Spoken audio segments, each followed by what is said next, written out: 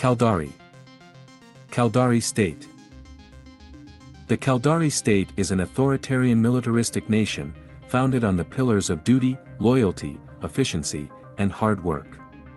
While not as large a society as that of the Gallenti or the Amar, the state is still universally respected and admired.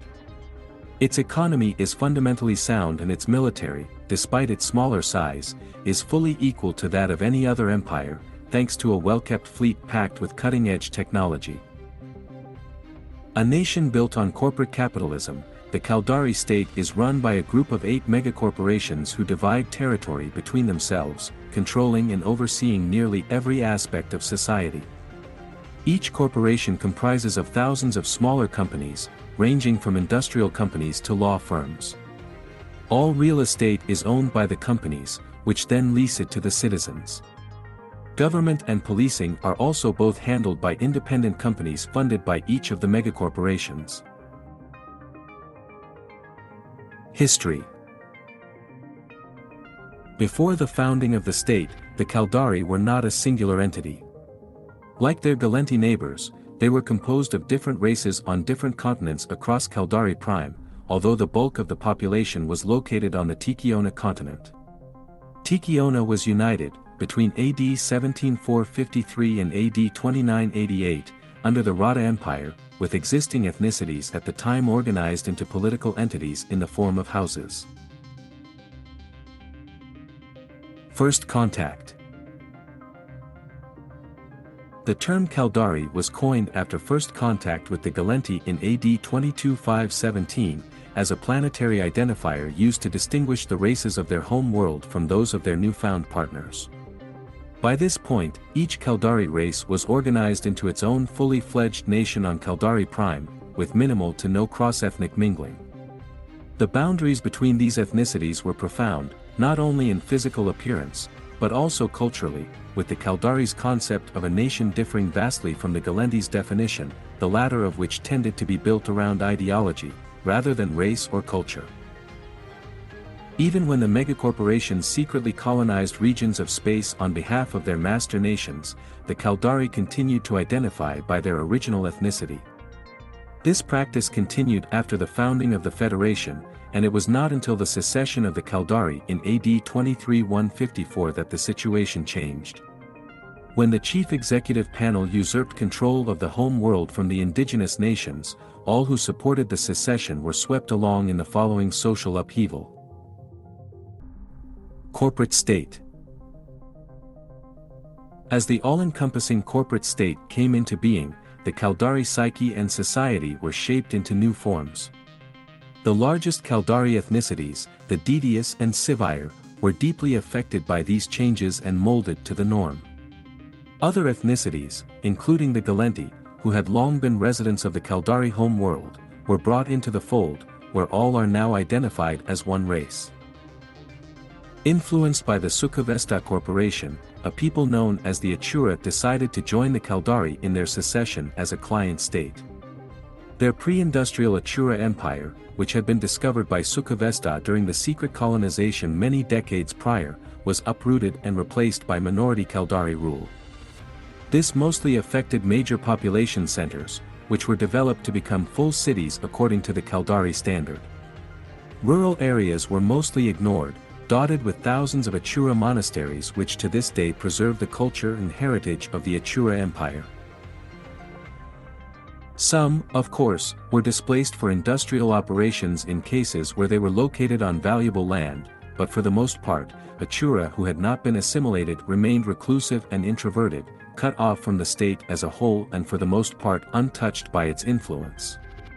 It was only at the beginning of the Capsuleer era that the Achura acquired interstellar recognition, as many of them, discovering a natural aptitude, sought out Capsuleer training. Interstellar War. Over the course of the Gallenti-Caldari War, militant fringe groups of Intaki, experienced military personnel in particular, sympathized with the state and asked to join the Caldari Navy. Wary of the fact that the Intaki had a very different culture to the Caldari, but still pragmatic enough to realize the military and political benefits of enlisting turncoat veterans, Caldari officers placed these intaki in segregated divisions. The most famous of these forces was commanded by Mordu's Legion founder Muriah Mordu, who led his division to its status as one of the most successful, revered, and battle-hardened units of the war. At the end of the war, many of these intaki were offered cheap land and accommodation in Waschi city on Kamokar 4, though those who had abandoned their cultural heritage and fully integrated into the Caldari lifestyle had long since become full citizens. Due to the fact that these intaki continued to maintain their separate identity and distinct ways, their presence caused tension with native Caldari, especially xenophobic radicals who fed on the aggressive foreign policy of the state. A significant number of the intaki, facing expatriation, sought assistance from their former commander, Muriah Mordu, a turn of events which would later lead to the formation of Mordu's Legion, one of the most legendary mercenary groups in New Eden's history. In the end, the intaki were able to resettle in Waschi city while retaining their identity and culture. Provost regime. The meteoric rise to power of Taibas Hayat and the Caldari Providence Directorate, CPD, in YC-110, again put emphasis on ethnic identity regardless of cultural compliance, the two being defined as synonymous with one another by the Provost government. Hundreds of thousands of Federation expatriates were quarantined and unlawfully incarcerated, or in some instances deported across state borders, while full state citizens of Galenti origin found themselves on the violent end of angry mobs. Present day. Today, the Caldari state is built on the cornerstones of patriotism and hard work that carried its ancestors through the hardships of living on an inhospitable, barren home world.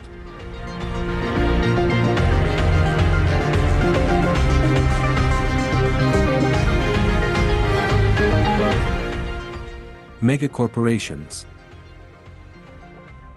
The 8 largest and most influential corporations within the Caldari state are as follows. CBD. The CBD Corporation is one of the biggest import-export specialists in Caldari space. It has established trade links across the cluster, with a huge amount of goods in constant flux across the borders of the Caldari state. Though relatively young in years as far as Caldari megacorporations go, CBD has built up a tremendous net of associates over its comparatively brief lifespan, and is today quite possibly the megacorporation most connected with every level of Caldari society. CBD has been known to call in favors from questionable elements of society when more traditional channels have failed, and out of all the Big Eight's members, it has become known as one of the most ruthless with its business practices, though it is not above the occasional bit of extravagant philanthropy, if it serves CBD's interests and proves to result in positive public relations. Hayasayada. Hayasayada is one of the oldest Caldari megacorporations, formed shortly after contact with the Galenti. Conservative and cautious in its business dealings, Hayasayada focuses mainly on tried and tested subsistence industries, such as agriculture, mining, and consumer products. Its operations are largely confined to the state itself, although it has partnerships with foreign companies to market its many products in foreign territories. Hayasayada was also the first corporation to champion development of the MTAC, for use in the inhospitable polar regions of Caldari Prime, before making the blueprints commercially available, and working with the Caldari armed forces during the First Galenti-Caldari War, to upgrade and arm them for combat use. The corporation still holds the rights to many fundamental MTAC design principles, property that it fiercely protects to this day. Hayasayada's corporate culture has evolved very little over its long history. It is an extremely conservative organization, with business strategies that lean heavily toward old-fashioned corporatism and established tradition. The corporation is still largely controlled by the family that founded it, and the social pressure on Hayasayada employees to conform is as great as ever, even for the Caldari state, where such pressure is a part of daily life. When the Caldari Providence Directorate came to power, Hayasayada was one of the loudest critics of the political arrangement and often led opposition to executor hate within the CEP, alongside Ishikone. Ishikone. Under the guidance of late CEO Otro Gariushi, Ishikone became one of the leading corporations in the cluster, specializing in the production of high-tech equipment and machinery. It possesses some of the most advanced technology outside of Jovian space, and was instrumental in the development of capsuleer technology and capsule-based flight. Ishikone was for a long time the weakest of the Caldari megacorporations. Its main business model initially revolved around research and development, though it was rarely able to benefit greatly from any of its discoveries. Only in the last century or so has it bloomed, and it is now in the process of becoming one of the most powerful corporations in the Caldari state. Well known for maintaining an exceptionally high standard of living and support for its employees under the regime of Otro Gariushi, the corporation continues to follow this legacy under its new CEO, Mens Repla. The harshest and most open critic of both the Caldari Providence Directorate and Tibus Haight, Ishikone came close to bankruptcy during Haight's 5-year reign as executor of the Caldari state, due to both an expensive philanthropic legacy left behind by Otro Gariushi, and trade restrictions placed on its dealings by the CPD as a consequence of its opposition. The Ishikone Corporation now also administrates the Caldari districts on Caldari Prime, after the Galendi Federation's successful execution of Operation Highlander, which removed the Leviathan-class Titan Shigeru from orbit, ending the half-decade-long siege of the Caldari homeworld. Kala-Kyoto. Led by the revered business tycoon Hatakan Waritsu, Kala-Kyoto, or KK as it is affectionately known, is the largest megacorporation in the state. KK has its fingers everywhere, and in everything. Given its sheer size, Kala-Kyoto is the closest of the corporations to being a state within the state. Its humble beginnings date back to when the Caldari people were under the wing of the Galendi Federation. The corporation initially dabbled in trade with the Galendi, but soon became hugely successful in real estate, construction, and manufacturing. KK was at the forefront of the Caldari opposition against the Galendi Federation, a fact that is still used to great political effect today. After the rise to prominence of Tibus Haight, during the Caldari construction's riots of YC-110, and his subsequent usurping of Waritsu from the chief executive position that she had held for 4 decades, Kala-Kyoto suffered half a decade of heavy mismanagement and misappropriation of corporate funding, that brought it close to filing for bankruptcy. After Haight was forcibly removed from office, a number of fire sales of assets from smaller corporations within its portfolio allowed the corporation to maintain solvency. Still the largest and most powerful of the Big Eight, Kala-Kyoto is now on the road to recovery after the reinstatement of Waritsu as chief executive, 5 years after she was forced to part ways with the corporation by the Caldari Providence Directorate. Lai Dai. Lai Dai has always advocated quality over quantity, taking pride in designing and manufacturing products of the highest standard. With several energetic research programs that rival the great Ishikone in their scope and forward-thinking audacity, Lai Dai is the maker of a vast and varied range of products, from high-tech medical equipment to the latest battlefield hardware. After the First Galendi-Caldari War, Lai Dai, which at the time was a relatively small conglomerate mostly focused on research, began branching out and investing in the Amar and Connet corporations, supplying them with an infusion of technological creativity in forming corporate and political bonds that last to this day. Through the years, this enterprise has occasionally created conflicts of interest within the politics of the state, but Lai Dai's ideals and true devotion to Caldari above all else have always gotten it out of whatever political trouble it has found itself in. Nugoi Huvi.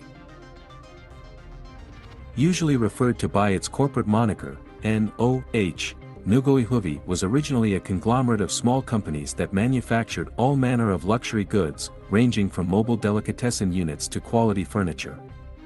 Once the Caldari had formed their independent empire, this enterprising group quickly moved to fill the void created when the Caldari entertainment business was cut out, and over the years NOH has gradually made entertainment its main focus. Time and time again, the corporation has been accused of underworld dealings and links to a number of organized crime syndicates within the state, as well as the Guristas pirates. These rumors, however, have never been substantiated. Sukhavesta. Sukhavesta, or Suvi as it is more commonly called, is the second largest Caldari megacorporation. Heavily focused on agriculture, mining, real estate, and consumer products, it owns, according to estimates from the House of Records, over a third of all Caldari real estate, when the assets of its subsidiaries are included. Suvi has a reputation as one of the state's most ruthless corporations, seizing smaller rivals and selling off the spoils of hostile takeovers to ensure its dominance in whichever market sector it chooses. While this often causes tensions between it and the other megacorporations, particularly Kalakiota, Suvi's most hated rival, it has also forced competitors to think twice about challenging Sukhavesta in any market where it has significant influence. Throughout the ages, several scandals involving questionable gain of property and loss of innocent life have been quelled by Suvi's extensive PR department, known to be the most skilled of its kind, operating in the Caldari state, and quite possibly the whole cluster. Wayurkami. Known and respected throughout New Eden, the Saituota family name has been the driving force behind the Wayurkami Corporation ever since its inception over a century ago, in the years preceding the Caldari War. With a reputation built upon the unimpeachable word of its founder, Tayanal Saituota, Wayurkami continues to enjoy unique relationships with many of New Eden's most influential corporations. Given the reputation of most megacorporations, Wayurkami is regarded by those inside and outside the state as a curious anomaly, due to its reputation for straight-laced business practices, though, as many an unwary competitor has learned over the years, this does not make it any less of a force to be reckoned with. The Saituota family has long been known as one of the most loyal and patriotic entities within the Caldari state, commanding immense respect and remaining concerned with the promotion of Caldari ideals above all else. Though members of the family have become more reclusive in the wake of a few odious scandals in the last century, their corporate contacts remain as loyal as ever, due in no small part to the Wayurkami Corporation's proven track record of unswerving allegiance to the state at large, as well as the corporation's own particular allies and associates.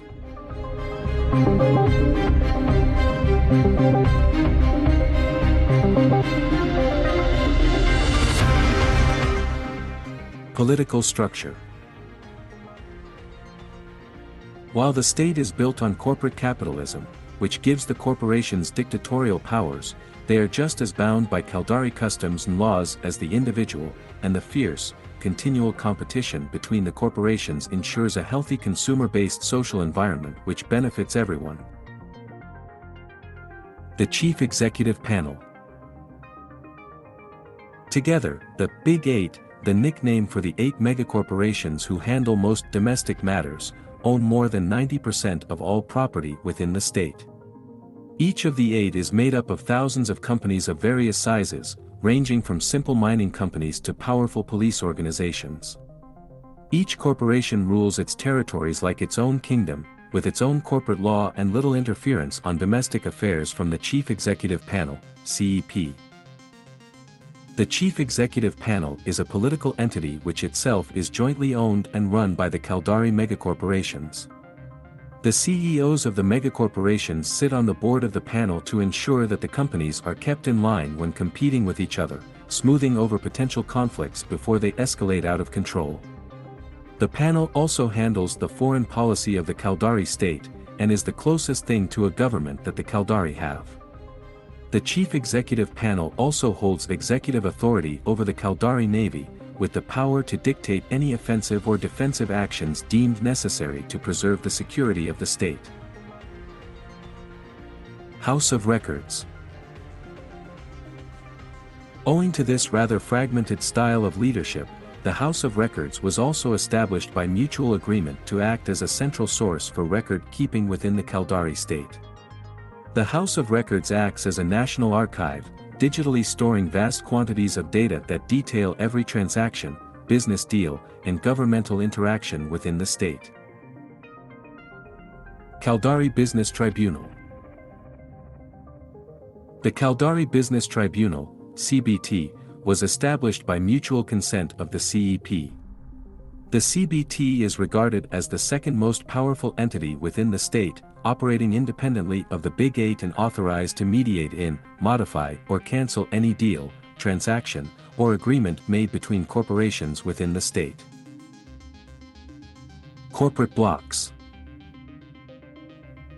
From the outside, to uninformed eyes, the Caldari state appears to be a solid and unified corporate meritocracy.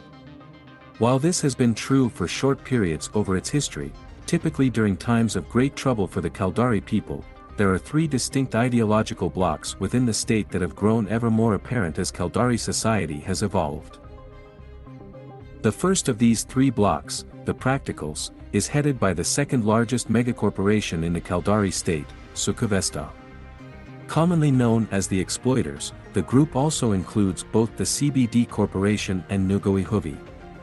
These corporations have practiced unethical business tactics for decades and are frequently associated with organized crime. The Practicals see the other empires as potential markets ready to be exploited by unrestricted and unregulated trade, caring more for their bottom line than for who is a friend with whom, and even less about what long-term political ramifications their unscrupulous business practices can have. Basically mercantilist in their views on trade, they believe that profit for one always means loss for another, and they will stop at very little to ensure the state always comes out on top. The second of these three groups are the liberals, whose views completely contradict those of the Practicals in regards to interstellar trade. The liberal bloc believes in fostering improved relations with all the other empires, creating an interstellar environment where there are no trade barriers and where goods and services flow freely across borders. They believe in trade deals that mutually benefit the participants and that the empires can come together in a peaceful, prosperous future world only through cooperation and unified trade. The liberals are led by the extremely influential Ishikone Corporation and also include the Hayasayada Megacorporation, and Ishikone's daughter corporation, Zainu Biotech. The state's strong position within Concord is maintained and accentuated by the liberal bloc's belief that promoting universal peace so that trade can flow freely and cultures mingle peacefully is paramount to ensuring economic stability for the state. The final group is less concerned about trade than about the position that the Caldari state holds in contrast to the other empires, in terms of both military capability and economic strength. These are the Patriots, and they are led by the monolithic Kala-Kyoto Corporation, which is the largest megacorporation in the Caldari state, followed by the Lai Dai and Wairkami corporations. The Patriots seek to cultivate the Caldari heritage, and may often be found reminiscing about the great Rada Empire of old or weeping for their lost home world, Caldari Prime. The most fanatical of them cry for a renewal of the war with the Federation, but they are a minority. The majority sees economic dominance across the cluster as a tool to promote military power. The Patriots are willing to negotiate alternative ways to acquire Caldari Prime other than through war, but they know they can only realize that dream by convincing the Federation of the economic and, most importantly, militaristic superiority of the Caldari state. They strive to promote a state that outshines the Federation in every possible way. Finances. More than any other faction, the Caldari state has a fixation on its finances and financial systems. The state has no central currency, with each megacorporation using its own scrip. Independent corporations use the scrip of a patron corporation or the ISK. Each megacorporation is then built around a massive investment bank, which forms a skeleton for each individual corporate empire. Caldari Funds Unlimited serves as the closest Caldari equivalent to a central bank, in addition to performing many of the functions of a normal financial institution. Seaguard Financial was a competitor to the major Caldari banks until YC29, when it was placed under extreme sanction by the chief executive panel and destroyed through corporate warfare.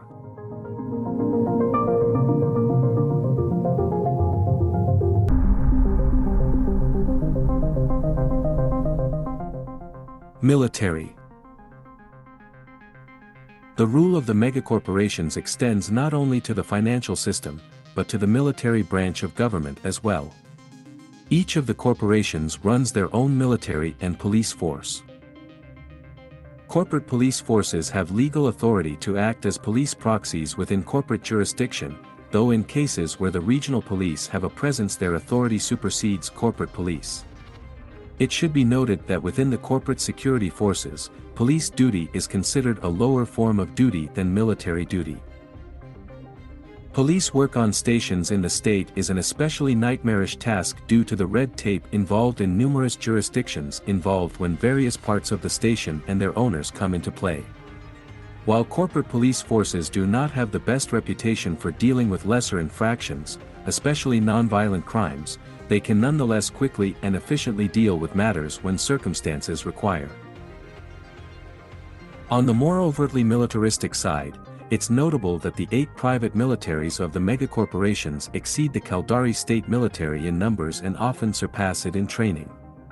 The military branches of the megacorporations originate from shortly after the Galenti-Caldari War, when Collegiata and Succavesta established theirs, as a result of a dispute over post-war development.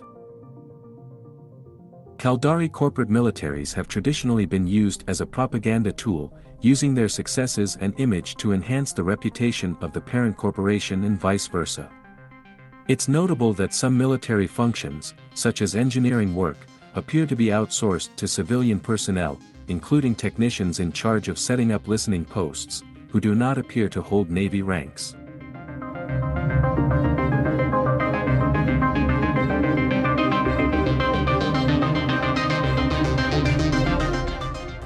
Culture and society. While the Caldari state may not be nearly as big as the Galenti Federation, let alone the Amar Empire, it is still universally feared and admired.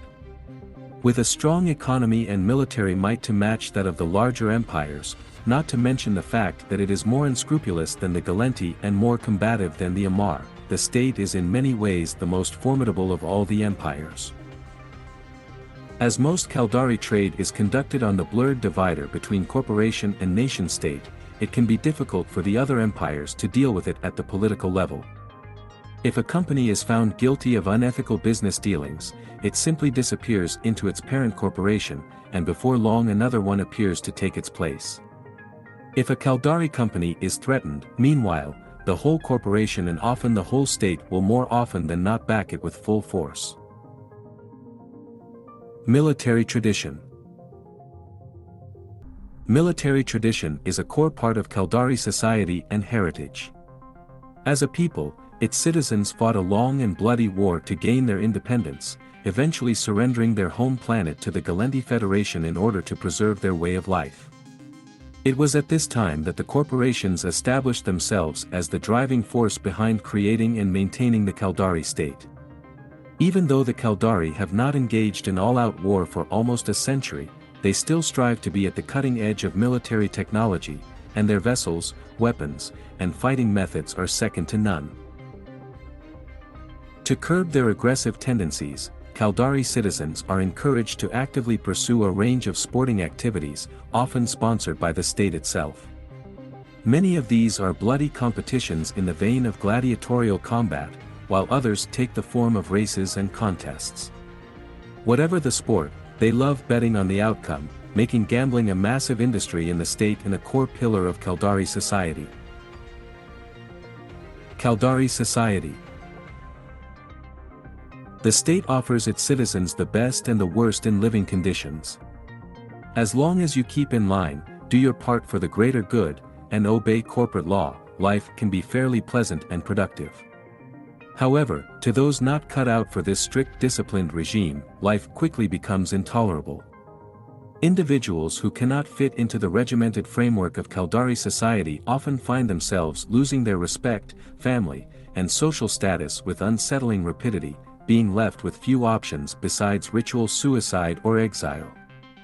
Although not xenophobic as such, the Caldari are very protective of their way of life and tolerate only those foreigners that stick to the rules. Given that megacorporations define their citizens' identities, the differences between the Didius and Sivire can be observed in their social habits, formal interactions, and philosophical approaches to being Caldari, rather than more overt ethnic markers. There is considerable academic debate over whether they can even be considered distinct ethnicities. Their characteristic social habits are a product of their upbringing, emphasized as a constituent heritage of the wider Caldari identity but otherwise not regarded as an important aspect of a citizen's life. Those outside the state generally do not make a distinction between these social habits, instead considering them all to be an overall part of Caldari culture, a view the Caldari are more than happy to encourage. Despite identifying as one collective Caldari unit, the Didius and Sivire rarely intermarry. The corporate-controlled marriage system segregates members of opposing genders. Same-sex marriage is neither recognized nor legal within Caldari borders, a frequent topic of controversy between the Caldari and the considerably more liberal Galenti. This grouping is based on similarities in physical appearance, alongside other considerations, such as personal compatibility in socio-economic standing. Maintaining consistency in physical appearance over the generations is seen as just one of the many necessities in the preservation of the history and tradition of the Caldari people. The integrated nature of New Eden's interstellar economy has seen many listed Caldari space stations become notably cosmopolitan, as has occurred across all four empires. Space trade hubs such as Jita 44 see travelers and cultures from across the cluster. However, these areas only make up a minute fraction of the state. On planets and elsewhere, the Caldari culture continues to dominate, though the Galenti economic and cultural influence established centuries ago, as well as its continuing efforts to permeate the state, never truly left. Caldari spirituality. While the Caldari are essentially a secular culture, there is no shortage of myth contained within their cultural heritage. Stories and folklore dating back to the early days of the Rada Empire can be found permeating every stratum of society, and though the Caldari do not view their mythical symbols in an overtly religious way, there is easily as much distilled wisdom to be found in their countless fables as in all of the Amar scriptures put together. The spiritual tradition is considered a part of the Caldari way and is sometimes specifically discussed under the name Wayism. Ever since the time of the Rada Empire, the Caldari have found great purpose through their mythology, and they are great lovers of aphorisms and sententious poems. Though they certainly harbor a propensity for rigid traditionalism, they have little use for organized religion or dogmatic screeds. Such things seem to them a waste of time, energy, and resources. However, and no matter how much they themselves might deny it, there is a marked spiritual streak in the Caldari soul, particularly among the Achura. Caldari spirituality could be more accurately be described as a system of thought or a philosophy than a religion, though many Caldari would not even go that far. One term for it in the Caldari language is Kuchuodo Miru, best translated as mind tool, essentially a set of practical techniques meant to help an individual maximize his focus, equanimity, and mental fortitude. The practice of Kuchuodo Miru within the Caldari way has expanded from an ancient core to include numerous subdisciplines of mind and body, including martial forms. The foundation upon which practice of Kuchuodo Miru rests is the activity of piercing the veil, essentially, reaching beyond one's subjective interpretations of worldly phenomena and ideas to perceive the impassionate reality beneath it all. This exercise is said to remove extraneous clutter from the mind, sharpening it for whatever task is at hand. It is also said to calm the waters of a competitive intellect roiling with hopes of power and victory, ensuring that the desire for glory so powerfully instilled in all Caldari doesn't run away with the individual. In Kuchuodo Miru practice it is entirely possible, in fact rather common, for there to be no mention of any kind of deity and no inkling of any sort of worship. Indeed, as far as many corporate Caldari can be said to worship anything, it is reality itself that they revere.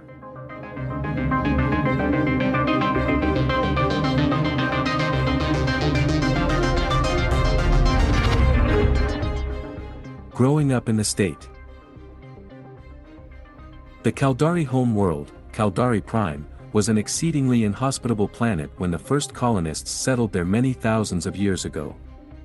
In order for them to survive in the wake of the Eve Gates collapse, it was necessary to adopt stringent social and behavioral codes and to inculcate in their children a love for discipline and merit. Being good at something became not just desirable but simply a necessary survival trait, and therefore it naturally followed that the better you were at something, the more value you brought to society. From birth, a Caldari child is bound to the corporate state. Almost universally, children are born in corporate medical facilities under the supervision of the best specialist the parents' rank and status dictates. Any genetic manipulation, implants, or other treatments are also assigned on the basis of the family's contribution to the state. Families wishing for better care can work out an agreement with their individual employers.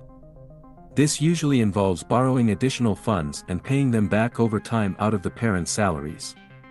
Many families will take this option to cover low-cost procedures, but it is typically regarded as socially unacceptable to seek out expensive and extravagant procedures. Thereafter, with the assistance of a variety of childcare corporations, parents raise and monitor the child closely. Early on, children learn games that help observers to assess intelligence, physical prowess, and aggressive tendencies.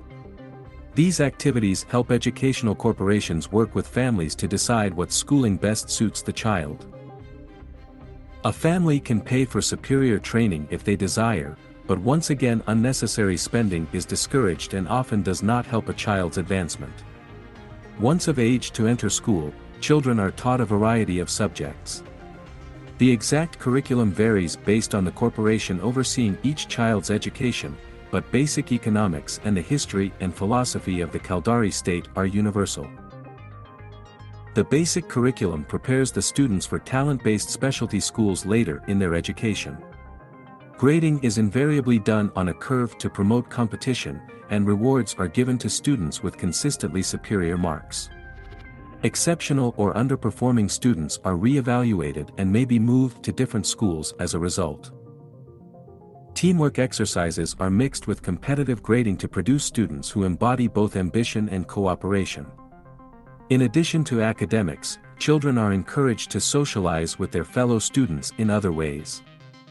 Much of this adolescent socializing is done around various clubs and extracurricular activities where new members usually must pass some sort of entrance test to be accepted. Students tend to socialize with fellow club members, and members often compete internally for leadership roles and privileges. Teamwork is also emphasized, though, with a variety of competitions pitting the members of one group against another. Prizes for success are special privileges and resources for the club and its members. Through these extracurricular activities, Caldari children are introduced to a number of competitive sports. Martial arts, contact sports, and games combining creativity with tactical cunning are the most popular. Exceptional performance in these activities often results in acknowledgement and privilege, and talent scouts for the professional leagues monitor potential stars as early as elementary school.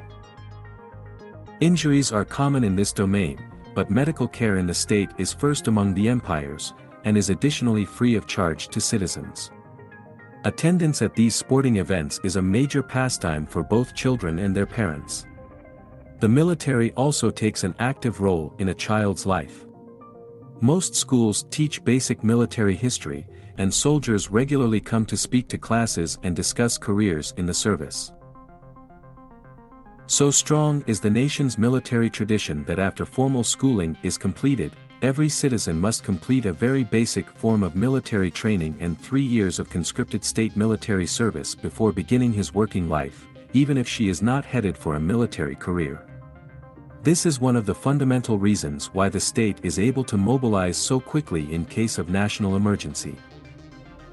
By the time a child graduates from secondary school, he is well on his way to his career.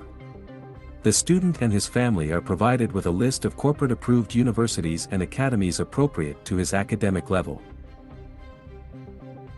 Though students can go to more prestigious schools if their families pay the extra education costs back to the state, most students simply attend the best school picked for them. In almost all cases where a student would want to make his own choice, he would base his decision on which school would maximize his natural abilities in such a way that he could offer the maximum benefit to the state. Caldari universities and academies are very similar in structure to earlier schooling. Grading is curved, socialization is based around activities and studies that test creativity, logic, strategy, and other traits deemed useful to the state, and the successful are earmarked for placement within the upper ranks of Caldari society. Upon reaching adulthood, a Caldari individual will have been tempered in the fires of adversity and competition. He will have learned to view himself as a vital part of Caldari society, and he will have also learned that the winners benefit the most from that same society.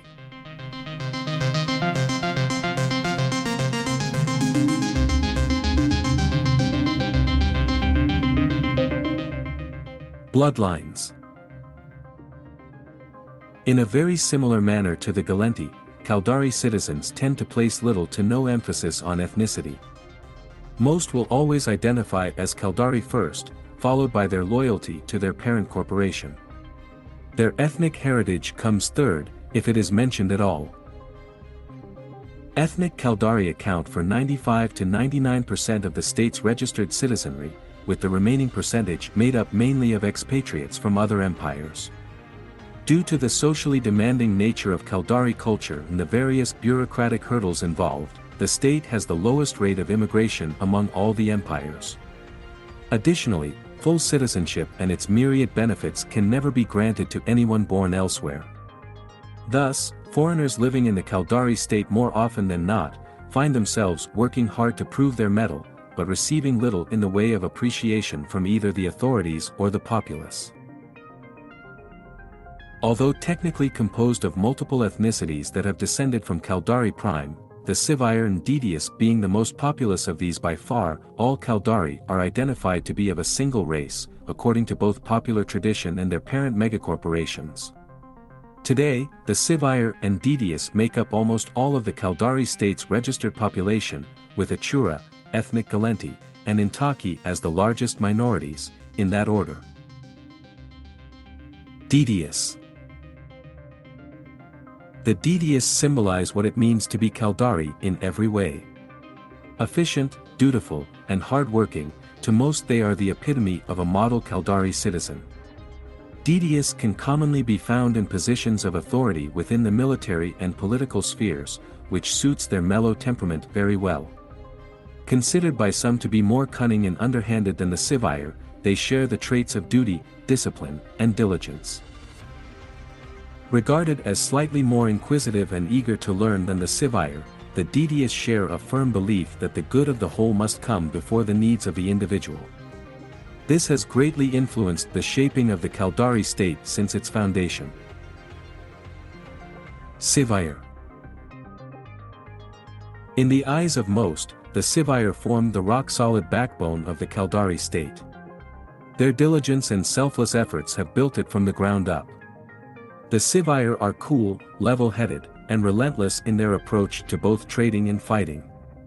In business, their trademark is often said to be straightforward, above-board dealing, where every aspect of a business transaction is planned to the letter. Militarily, their actions are direct, well-measured, and never hasty. They are more comfortable acting than talking and are never happier than when embroiled in the midst of frenetic activity. They can handle pressure extremely well, an invaluable trait in combat and other high-intensity situations. Many of the best bounty hunters and military commanders in New Eden are Sivire. Achura. Though the Achura have been part of the Caldari state for a little over 3 centuries, they have remained something of a mystery. Hailing from the inhospitable Sizio system in the Forge, they are as reclusive as a political entity can be, while still managing to participate in interstellar affairs. Intensely spiritual, the average Achura has little interest in the material world's distractions. Achura pilots have been few and far between in the past, but the desecration of their home world, as well as a recently discovered aptitude for the peculiar type of focus required by the capsuleer profession, has prompted them to take to the skies in greater numbers. Other bloodlines. Galenti. The remaining population of the state is composed mainly of peoples of ethnic Galenti, Intaki, and Khanid origin. State citizens of ethnic Galenti origin tend to have some Sivire Redidius ancestry, can trace their roots back to origins on Caldari Prime, and typically identify with only one of these two groups. The majority of these citizens were residents of Caldari Prime who took part in the evacuation to the newly formed state. These ethnic Galenti may also be Intaki, Manor, of another federal ethnicity, or at least have some ancestry from these groups. The vast majority no longer identify as Galenti and tend to be widely considered by both themselves and others to be of the Caldari race. Radical Caldari who emphasize ethnic origin as being intrinsically tied to Caldari identity often tend to target these groups, though this applies to any citizen not descended from Caldari Prime or of ethnic Caldari origin. One of the more notable instances of this prejudice occurred on Erland II, following Tibus Hate's reclamation of Caldari Prime in YC-110, when almost 1,000 state citizens of Galenti origin were killed by an angry mob. There were, of course, conflicting reports as to whether their deaths came as retribution for attempting to incite violence in response to the state invasion of Luminaire. Intaki.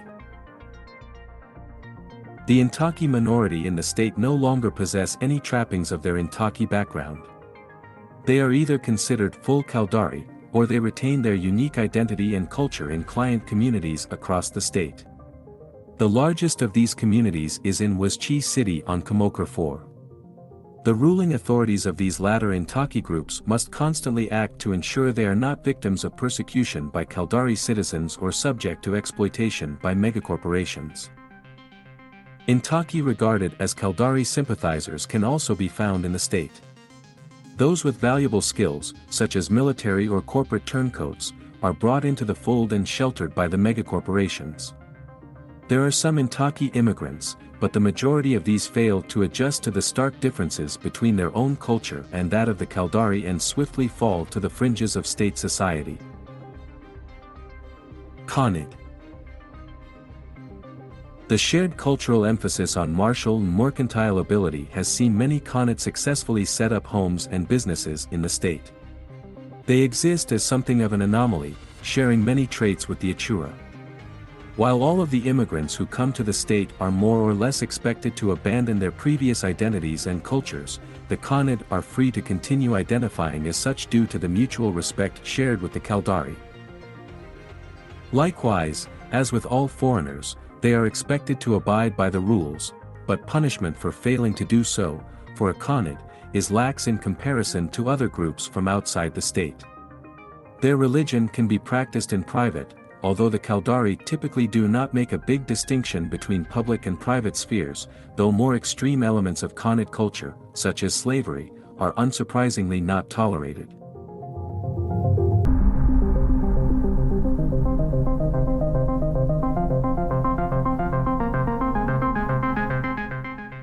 Notable characters. Atro Gariushi. Atro Gariushi was CEO of Ishikoni from YC-100 until his death in YC-110. Unbeknownst to the general public, Gariushi was a former Guristas pirate with a 25 million ISK bounty on his head, whose actions led to the private disgrace of preceding CEO Les Aquilin, as well as the field testing of the first prototype Scorpion-class battleship. After a turbulent childhood on an Ishikoni-owned mining colony on Dranali 7, and subsequent rough years with the Guristas pirates, Gariushi was taken under the wing of his father's partner in crime, and from then on, began a campaign of sabotage against the Ishikoni Corporation, whose members had orchestrated his father's death, some years before. Eventually, after revealing the gross corruption of the corporation's CEO and demonstrating the capability of the prototype battleship in combat, Gariushi earned himself a reputation as a Caldari first leader, mending the bitterness caused by his predecessor. His remarkable work ethic and humane treatment of citizens under his corporation's employ impressed the Caldari elite, earning Otro near-celebrity status in the state. Renowned for the prominent skull and crossbones tattoo on his cheekbone and his spectacularly ugly features, he also cut an unusual and intimidating figure at business meetings, a fact he always played to his advantage. Gariushi was killed in the attacks on Ishikoni's headquarters on May 15, YC-110, when the Nix-class supercarrier FNS Wandering Saint slammed into the station, killing hundreds of thousands during a Caldari Galenti economic summit. Hatakan Waritsu. Of devious descent, Waritsu is regarded as one of the most versatile and cunning businesswomen in the entire Caldari state.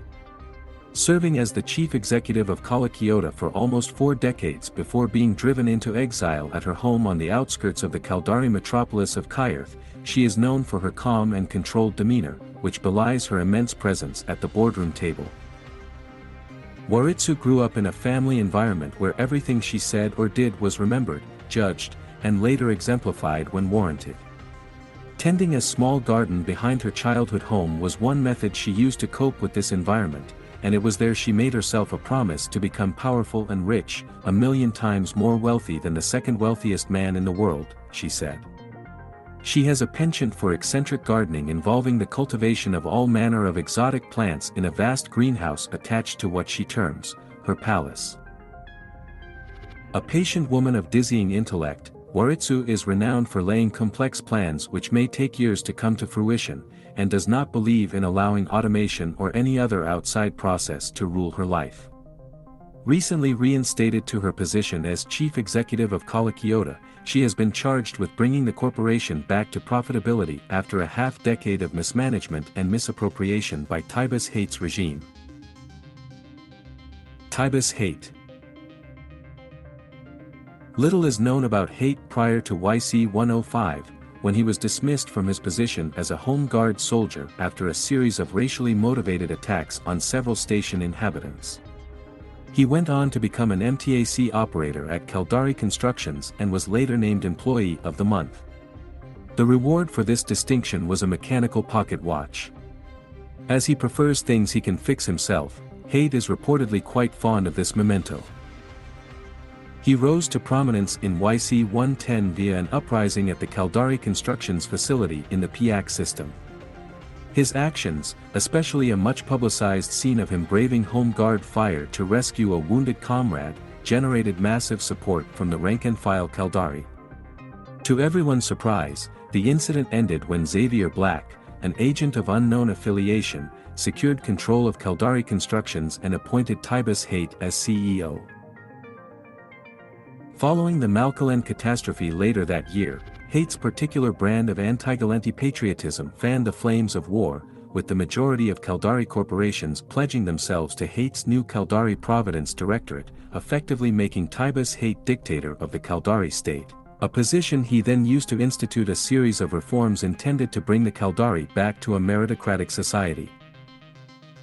The Minmatar Elder attack on the Concord headquarters in Ulai created an opportunity for Hate to initiate a massive invasion of the Federation with single-minded intent, the recapture of Caldari Prime. Subsequently, Caldari Prime became a bubble of Caldari territory inside Federation space. After a number of gaffes in leadership due to instability caused by a wasting affliction known as Dirge disease, Hate's gradual fall from grace culminated in a successfully executed operation by the Federation Navy to remove Caldari Navy and Caldari Providence Directorate forces from the orbit of Caldari Prime. This has come to be regarded by many as the final nail in the casket for Hate's political career. Within 2 weeks, after a failed attempt at besieging a Caldari construction station in the Caldari Galenti border system of Hatomo, Hate was removed from office as executor of the Caldari state, and forced to flee into the border zone to avoid being captured and tried for war crimes and multiple terrorism charges. Although Hate remains at large, on October 3, YC-115, wreckage from 2 of his escort vessels was found in the system of Hakonen in Lone Trek. No bodies were found on board, though there were clear signs of a sustained firefight. Haight's bloodied Caldari Constructions Employee of the Month watch was recovered at the scene. Admiral Yakiya Tavaltoba. One of the most famous Caldari military officers to ever serve in the Caldari Navy, Tavaltoba was an admiral during the First Galenti Caldari War. He piloted the first ever fighter carrier, the Kairayala, during the most pivotal battle of the entire war. Initially a water freighter, the Kairayala was refitted to act as a fighter carrier during the orbital bombardment of Caldari Prime, and Tavaltoba was selected to pilot it due to his commendable leadership ability and his outstanding piloting skill. Both the Kairayala and Tavaltoba are well known for a week-long run of relentless guerrilla fleet actions against the Galenti home fleet shortly after the start of Caldari Prime's evacuation. The most famous part of this operation was its culmination, in which the admiral ordered all non-essential personnel to abandon ship, before sacrificing himself and flying the heavily damaged carrier into the atmosphere of Galenti Prime, where it broke up on entry and struck several areas of the city of Hurimont, resulting in the deaths of over 2 million Galenti. The resulting diversion of Galenti forces from the front lines to assist in aiding the city, enabled the Caldari to successfully complete their evacuation of the Caldari people from their besieged home planet. To this day Tavaltoba is revered as one of the greatest heroes in the history of the Caldari state, and traditionally, his name is the first phrase that every Caldari child learns. Admiral Visera Yanala. In service of the Caldari state for 84 years, Admiral Visera Yanala was one of the longest-serving and most respected officers in the Caldari Navy at the time of her death on March 22, YC 115. Born on Caldari Prime before relocating to Kisogo 8 in her early years, Yanala shied away from the limelight for most of her career. She rose to prominence when she was drafted out of retirement to reassume command of the Caldari Navy Titan Shigeru, in March YC 115, during the tensions which served as a preamble to the eventual assault on Caldari Prime by the Federation Navy. Having served as captain of the Shigeru for 2 decades before her retirement, she reassumed command under direct orders from Tibus Haight, who was attempting to stabilize the situation. Exact details of the events surrounding the destruction of the Shigeru still remain unclear to the public. It is known that Yanala was initially demonized by both Haight and the Caldari Providence Directorate before an investigation was ordered by the Chief Executive Panel to assess the loss of the vessel. Yanala was then vindicated and declared a national hero after it was revealed that she had refused to obey no less than 7 direct orders from Tibus Haight to fire the Oblivion-class doomsday weapon, fitted to the Shigeru, directly at Caldari Prime in order to halt the attack, an act which would have resulted in hundreds of millions of innocent casualties. During the investigation, it was further revealed to an astonished investigatory board that Yanala had jettisoned the vessel's magazines, which were packed with Citadel torpedoes, into the planet's atmosphere to allow them to harmlessly burn up. She also shut down all volatile systems on board the vessel as it began to fall from orbit and break up. It later came to light that on reawakening from her subsequent capsule loss after the destruction of Shigeru, she was forced by Haight to commit ritual suicide for disobeying his orders. The revelation of the real cause of her death, after both Tibus Haight and the Caldari Providence Directorate had attempted to cover it up, sent shock waves through the Caldari state that further contributed to his eventual removal from office.